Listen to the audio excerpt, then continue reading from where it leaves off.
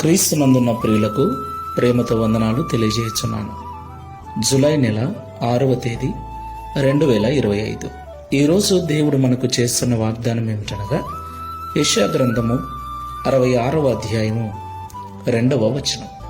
ఎవడు దీనుడై నలిగిన హృదయము గలవాడై నా మాట విని వణుకుచుండునో వానినే నేను దృష్టించుచున్నాను.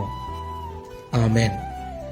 నా ప్రియమైన సహోదరి సహోదరులారా, యెహోవా కన్నులు భూలోకములో నివసిస్తున్న మానవుల వైపు చూస్తూ ఉన్నాయి. మరి ముఖ్యంగా ఎవరైతే యెహోవాను దేవునిగా కలిగి ఆయనను ఆరాధిస్తూ ఉన్నారో వారి వైపు చూస్తూ ఉన్నాయి. నా ప్రియులారా, దేవుని కన్నులు మన మీద ఉండటం మనకు ఆశీర్వాదకరం. అంటే మనం పడే బాధ, మనం పడే వేదన, మన నిందలు, మన అవమానములు, మన యొక్క స్థితిగతులన్నిటినీ కూడా ఆయన చూచుచున్నాడు అని అర్థం. దేవునికి మహిమ కలుగును గాక.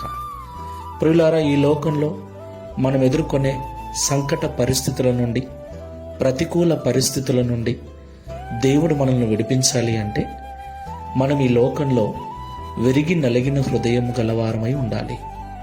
దేవుని మాట వింటూ ఉన్నప్పుడు ఆ మాటలకు భయపడు వారమై వాటి ప్రకారంగా జీవించు వారమై ఉండాలి. అప్పుడు దేవుడు మనకు తోడై ఉండి మన స్థితిని మార్చి మనల్ని ఆశీర్వదించుటకు సమర్థుడై ఉన్నాడు. ప్రార్థన చేసుకుందాం. ప్రేమ స్వరూపుడ, పరిశుద్ధమైన తండ్రి, మీకు స్తోత్రాలు చెల్లిస్తూ ఉన్నాం. అత్యున్నతమైన సింహాసనమందు ఆసనుడై ఉన్న దేవుడవైన నీవు పరలోకము నుండి భూమి మీద నివసిస్తున్న మా వైపు చూస్తూ ఉన్నందుకు స్తోత్రాలు.